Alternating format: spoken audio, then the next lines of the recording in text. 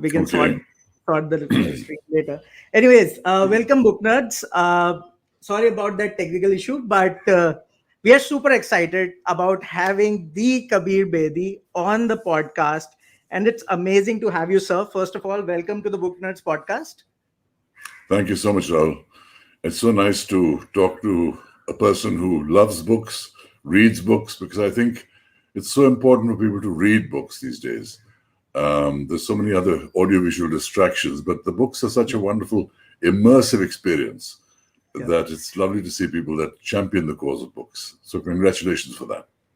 Thank you so much. And I saw a number of references while reading, of course, your autobiography, Stories I Must Tell. And congratulations, it is already a bestseller.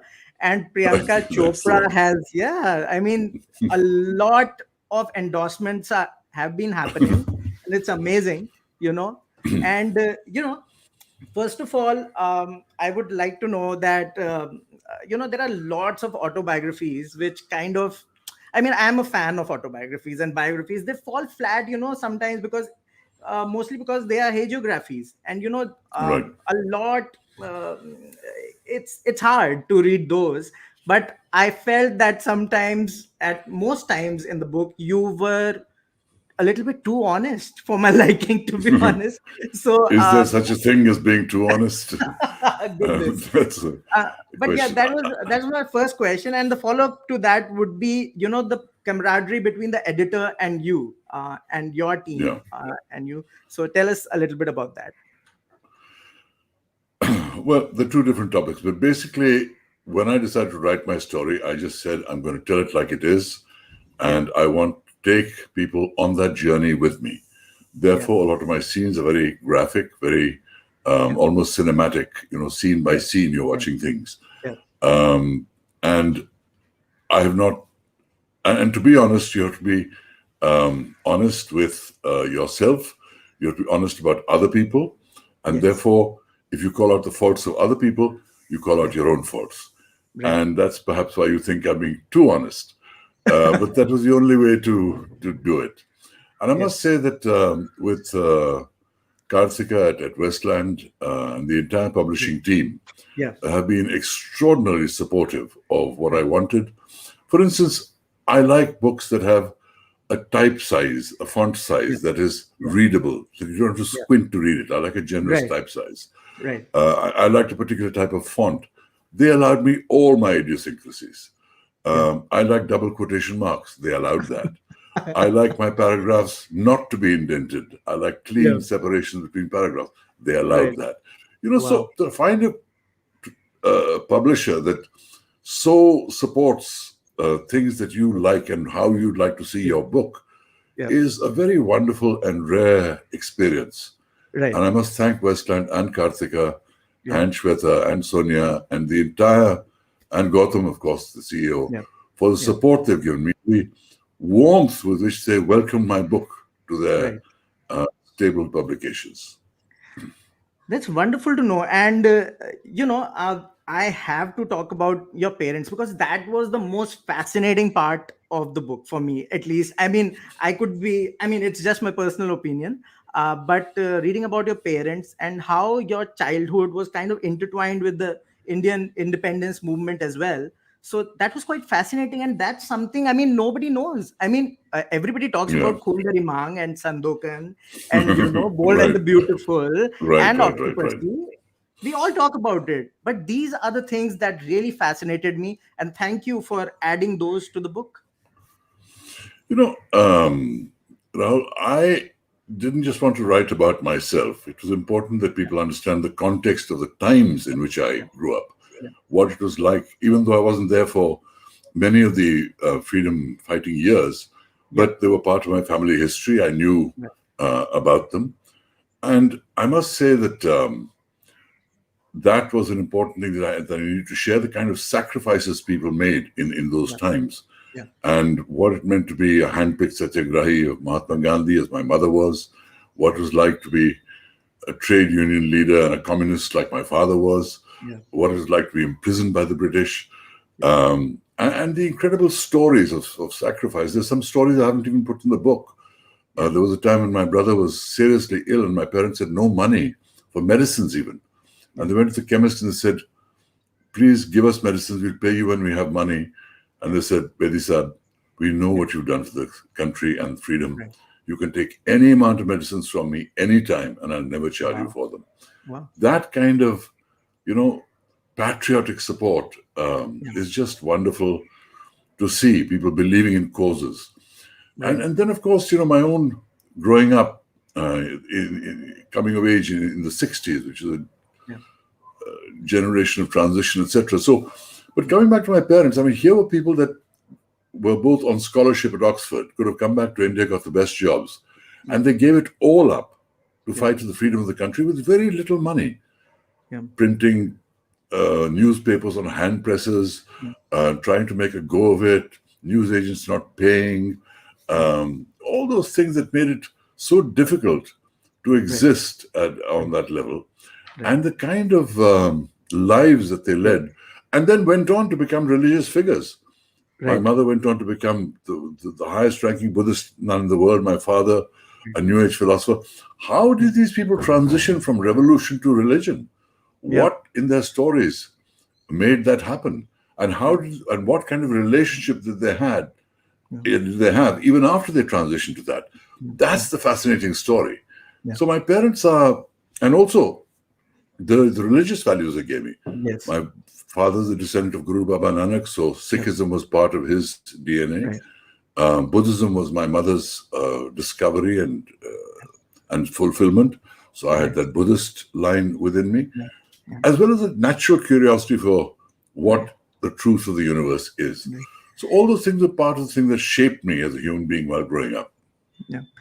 What a combination, actually. When you get such kind of different sort of influences, I'm sure. I mean, it's a double-edged sword, though. I mean, it can confuse you, or it may encourage you to kind of explore more into the spiritual world. And yeah, so Both in thank my you case, so much. both in my case. It encouraged Yeah, me. It confused me also because different right. religions were saying different things. Yeah, And I wanted to know what was the truth. yeah, So yeah, it encouraged me, it confused me, it set me on a lifelong quest for finding out right. for Yeah, myself yeah. what resonated for me in terms of the truths of our existence. Right. So That's let's all part talk of my about. book. Yeah, yes. I mean, guys, if you want to read all of that, you have to buy the book first. Quite It's right. not going to be in this 30-minute session. Okay, so you need to buy the book from Amazon or an independent bookstore. And thank you, Westland, of course, for letting us do this. I wanted to talk about the Sandokan books, and it's. I mean, in India, we don't really know about it, and of course Emilio Salgari's the entire series, and I checked it out. They were quite a rage and brilliantly adapted by Sergio Solima. And Yeah.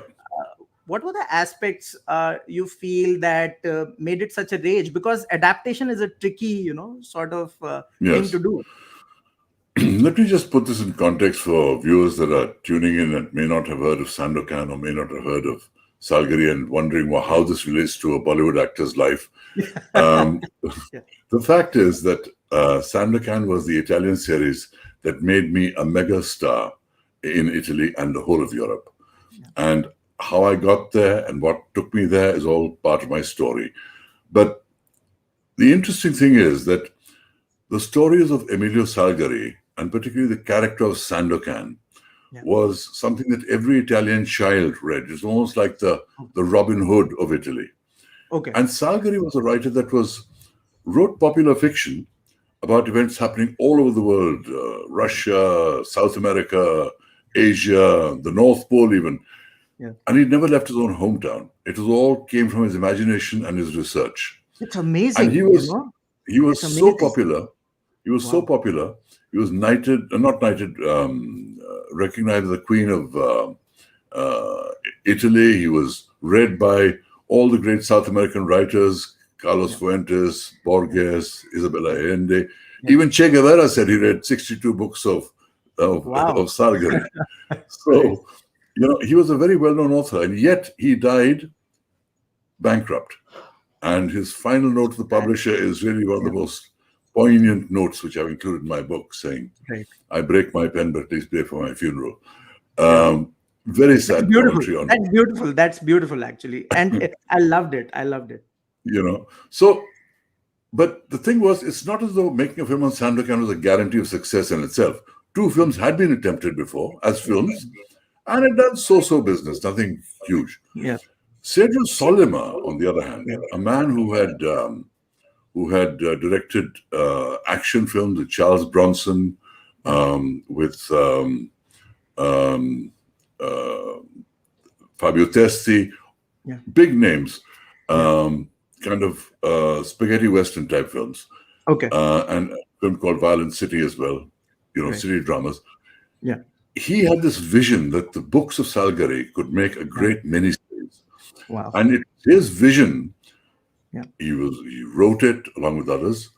He directed it. He fought for the right art director, an Oscar-winning art director. He fought for young musicians to give it a new soundtrack, and he fought for an unknown actor from Bollywood to be Sandokan.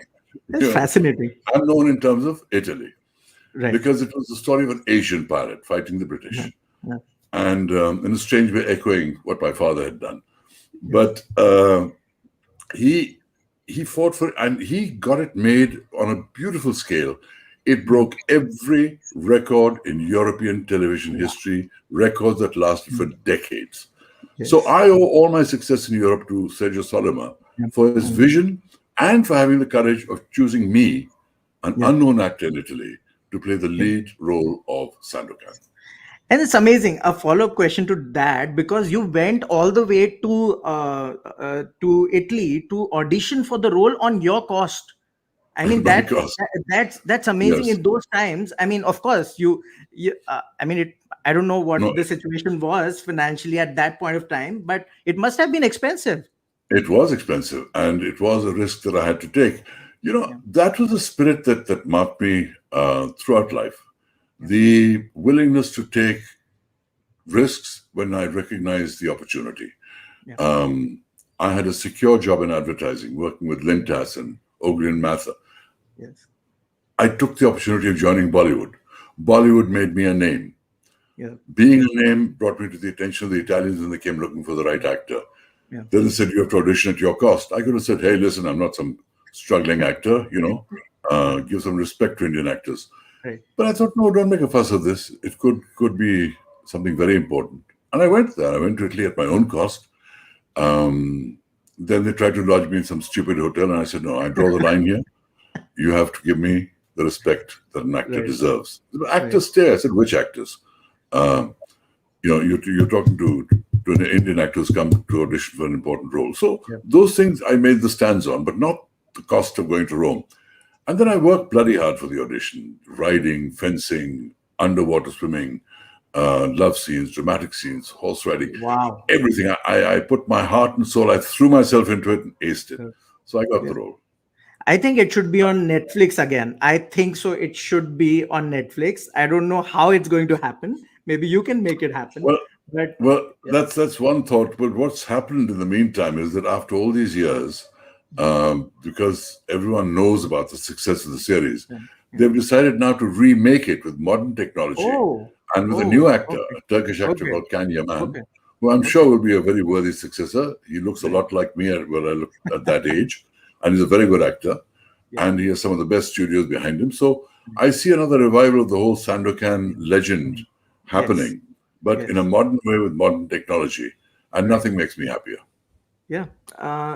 Let's talk about your time in Delhi, because it all started there, and you worked for a bit at All India Radio and Doordarshan, and there were some good and bad and not so good experiences. Let's talk about the Beatles. Half the population, or most of the population, doesn't know that the Beatles came first to India in 1966.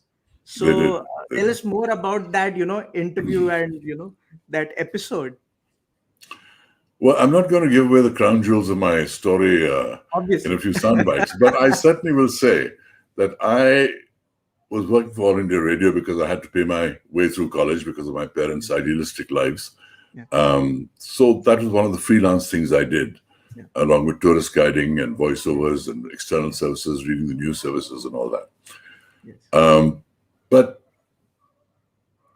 when the Beatles came into town, I was absolutely determined to meet them because I was their biggest fan. I saw myself as the biggest Beatle fan in the world. right, So I knew I had to get there. Now, while the rest of the Delhi press corps were trying to look for the Beatles, yeah. I was looking for their manager, Brian Epstein. And I, Brian Epstein was the guy I knew I had to get to. So, and then I cornered him, and I knew his vulnerability, and I pressured him, saying that the government of India wanted this interview, and eventually, how I did that whole jugaad around him to yes, try and get the interview, it worked, you and I had the found hustle myself. back then. You had the hustle back then, and You had to do things. yeah, You don't get interviews like that just by playing it by the book and writing letters. true, true, Um, I had him in front of me and I pressured him. And yeah, I said, I've got to do this, and the government will be very upset if you don't, etc. And they just had a hassle in the Philippines with the government, yeah, so I knew that was their vulnerability. yeah. And then I got the interview with the Beatles. Now, what happened in that interview, I'm absolutely Mm. not going to go into because it was Okay. a Yes, of fantastic course. interview, Yeah, which I've written about in my book. But the aftermath of the interview, certainly I can talk about because when yeah, I gave the tape to All India Radio, yeah, the staffers in the back room didn't know what they had. And they just broadcast it very casually. And then 3 weeks later, a couple of weeks later, when I went to get the tapes, they said, I found they had taped over those tapes with another program because in those days they didn't have money for tapes. I understand that oh my problem, but they gosh. should have known that an interview with the Yes. Beatles could be played forever. This was broadcasting gold. And that Goodness. so upset me. It's upset me. It made me think about whether I wanted to work Yeah, with people like that. right. It made me wonder what my direction in life should be, whether I was Mm, putting, all my energy and yeah, youth and intelligence and ideas into yeah, something that was a dead end road. right, And I realized that I had to change tracks. right. So in my book, one of the themes is that every crisis is an opportunity Yeah, and how you can reinvent yourselves.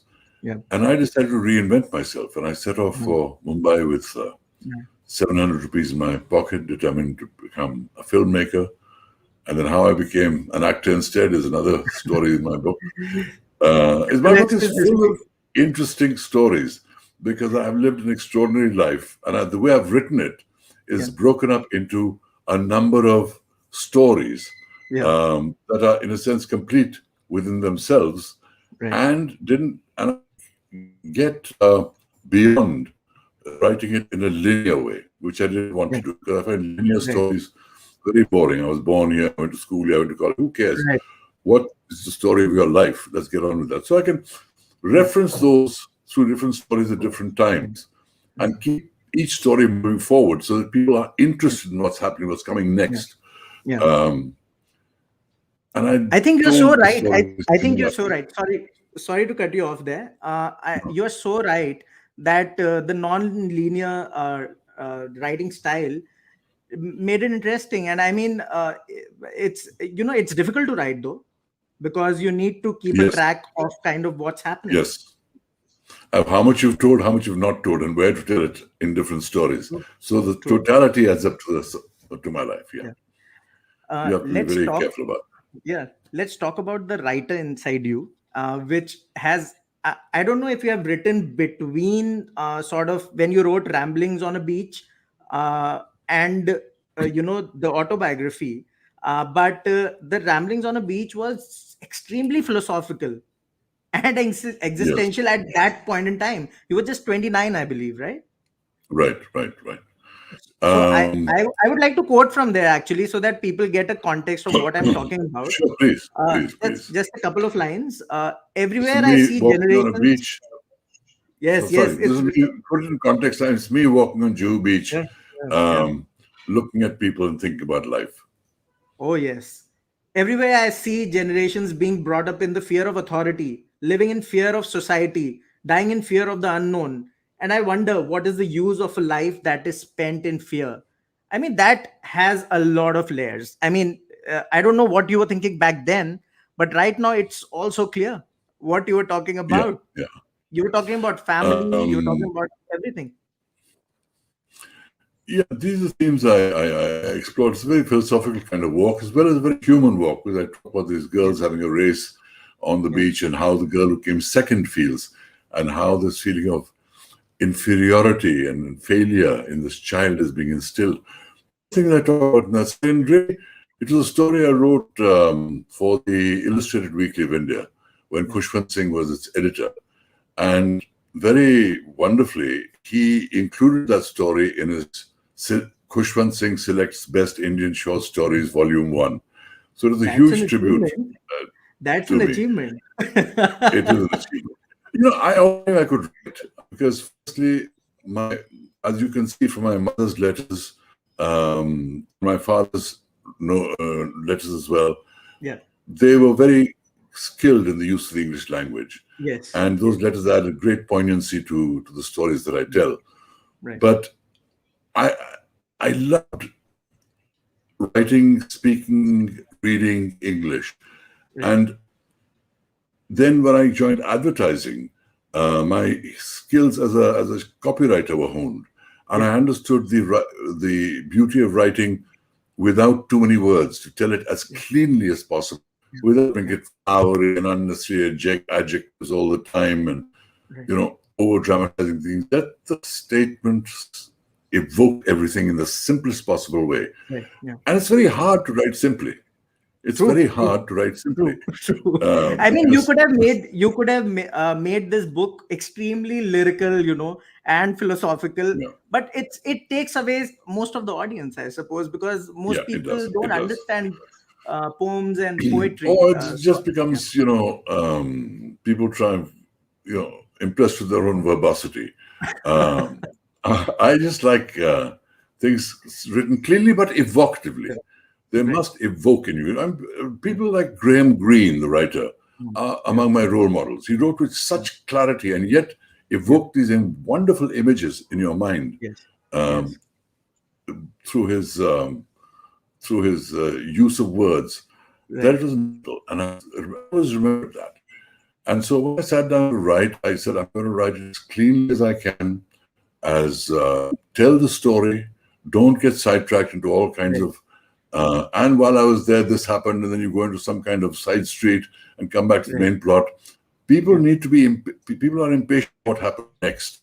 I Yeah. write in a way that keeps them riveted, that makes the book Right. unput downable. Right. That was my litmus test for myself, which is why I threw away 5, 6 drafts of what I wrote, because I thought this book is boring me. I wouldn't read it. I wanted a Wow. book that I would read and I would not put down, and my test for my own book. That's a lot of drafts right there. Let's talk about the movies, and of course, in India, everybody knows about Khoon Bhari Maang. In fact, for most of my childhood, I hated you for what you did to Rekha, but but A that I lot of think that children were publicly in fear of me, having seen that scene of me pushing Rekha to the crocodile, yes, I think so. and I they think so. grew up Many in people fear of me, believe, and then yeah, I think so. Many they people grew believe up. that you carry a crocodile with you all the time. Right. Yeah. But a lot of people thought, yeah, bad man. And they grow up with this, and then they meet me and they say, you're not like that at all. And then they see other films of mine, they realize the man's an actor. Yes. It's Yes. not his profession to throw Right. the Rekha to the crocodiles, but he's beyond that. But So my it's question wonderful was doing Khoon that, Bhari Maang. yeah, my question was that, you worked in Europe, you worked here, and you worked in Hollywood. You had some tumultuous times also in Hollywood, but most of it was must have been fun.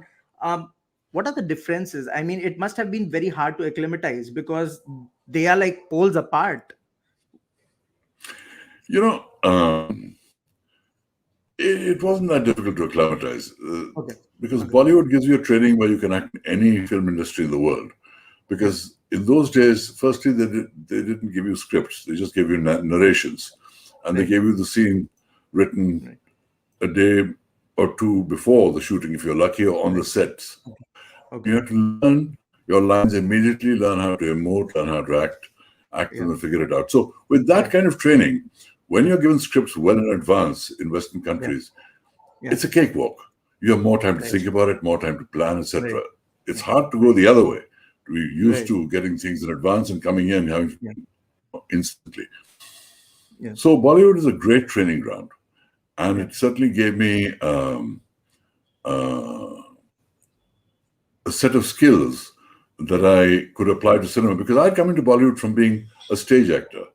I had Right. just done this play of Girish Karnad called Yes. Tughlaq, which was a huge Yes. success, Alyque Padamsee's play, which Right. then brought me into the film industry. So, as a stage Yes. actor coming to films, you have to adapt to film because film is a Right. different medium. You don't True. have a stage where you go on from beginning to end. You're Right. constantly interrupted in film, and Right. there are constant distractions.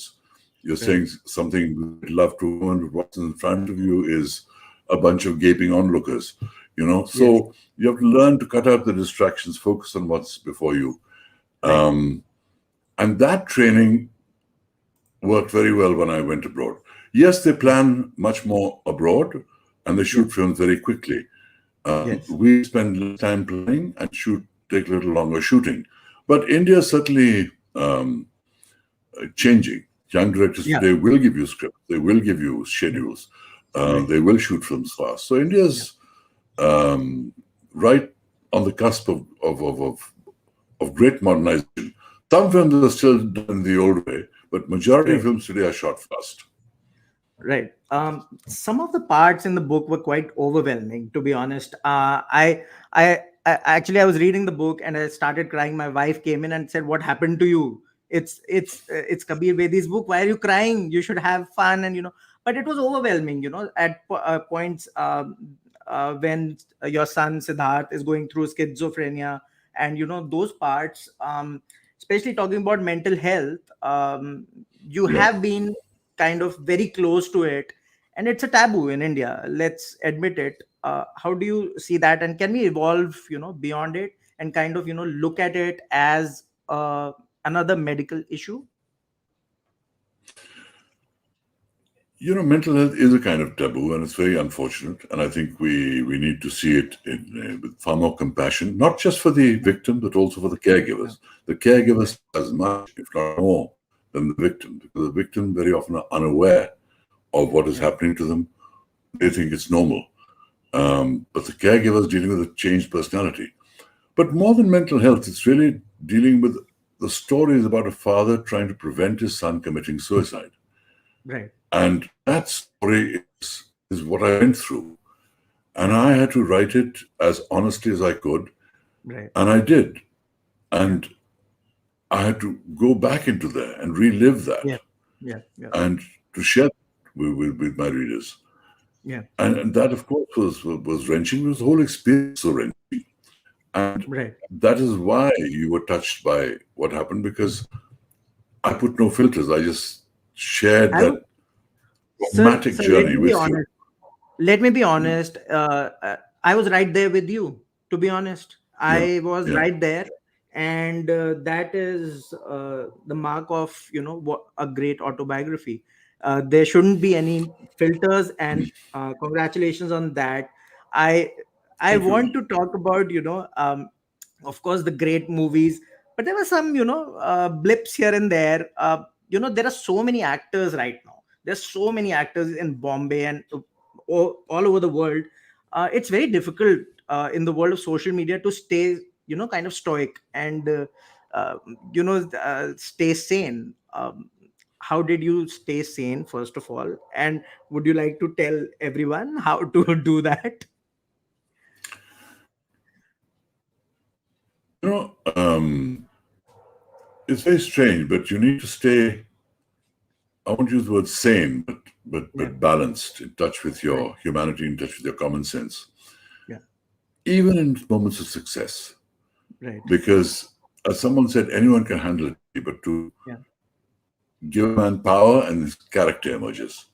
Right. So you have to be very careful what you do and say when you have power, because your actions and decisions have great implications for everybody around you and even for your own life.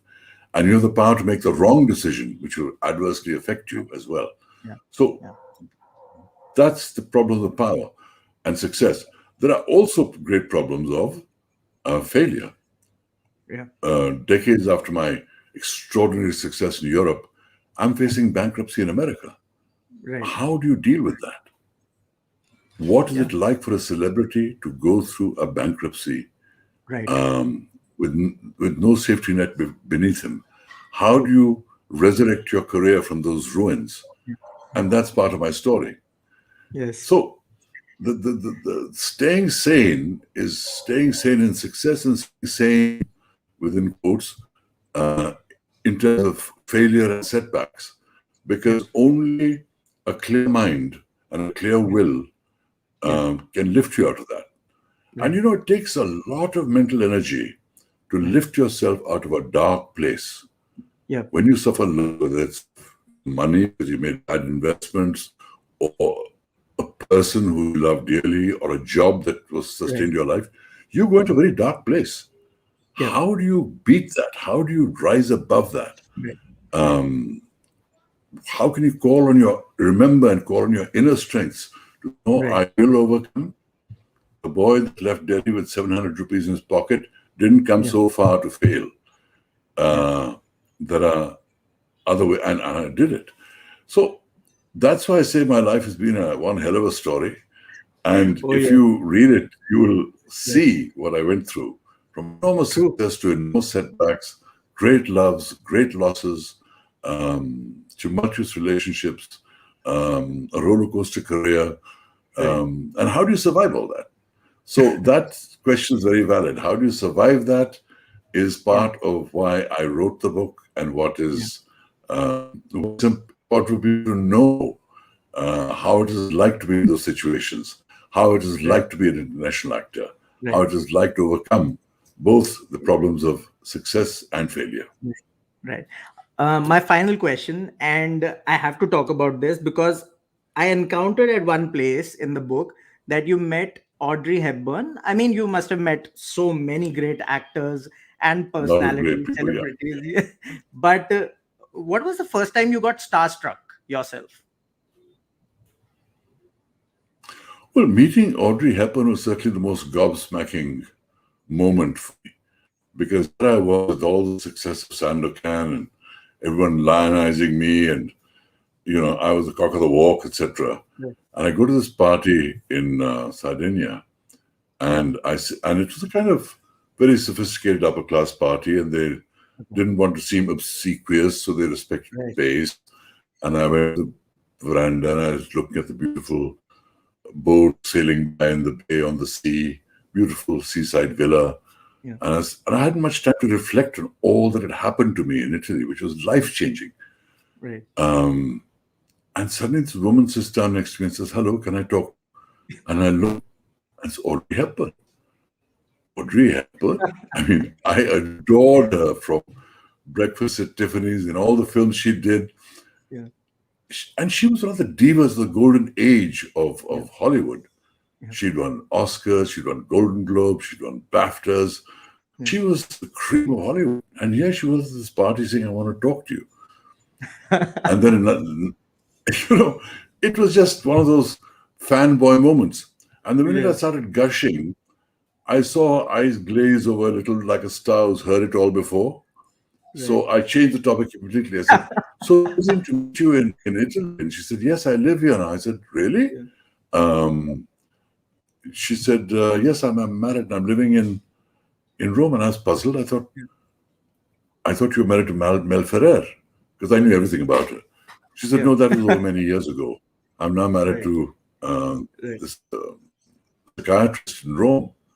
So, how do you think about Hollywood? How do you balance Italy and Hollywood? Is a question I was interested in. She said, Right. "No, I don't think of Hollywood much these days." And I'm thinking, Yeah. you can't just be a housewife in Rome, Goodness. I didn't say that. I thought that. So I said, "So Yes. what do you think about? What do you do with the time?" And she said, "I think about the less fortunate in the world. I think about the children who go to sleep hungry. Right. I think about the fact that we can do something for them, but we don't." Right. And years later, she became the UN Goodwill Ambassador, Yeah. and she got the highest award in America for her humanitarian work. So she actually put that belief that she shared with me at that party in 1976 in Rome Yeah. into action. And Right. decades later, she was recognized as one of the greatest humanitarians. And she also had a great fascination with Tagore. She asked me about Oh, is it? Rabindranath Tagore. Yeah. And And I said, in fact, I missed Dr. that. I Mohan missed that passed away, question. but I went to his school, Shantiniketan, Yes, for a yes. I while. missed I'm mentioning Shanti Niketan, and of course your time at Saint Stephen's. And there is so much more. Read the book, guys. Get it from Amazon. Get it from an independent bookstore near you, and you won't regret it. I'm telling you. If you haven't read this autobiography, you have to. It's the biggest autobiography of this year. Thank you so much, sir. We are really honored to have you, first of all, and love that you were candid. I mean, your book is just, I mean, it's you are talking to everyone. It's as simple as that. So it's amazing, and looking forward to so much more. So I think you're muted. I think you're muted. Yeah. Yes. Thank you so much, Yes. Rahul. Thank you for your. Great. It's a And book from my heart and my soul. yes, we are looking forward to so much more from you, though. Yes. Well, I hope to keep writing because I've Yeah. enjoyed the process so much. And I have more stories to tell. But I'll write them only if enough people read these stories that I've told and enough people want more stories. I think so that will happen, and I'm pretty sure about it. It's a power-packed and honest autobiography. Thank you so much, sir. Thank you so much. Thank you so much for being Thank on you, the Booknet Rahul. And please podcast. thank Neha also from me. Yes, sure. And Thank you so much. wonderful that you champion the cause of books. I salute you for that. Thank you so much, sir. Thank you so much. It means a lot.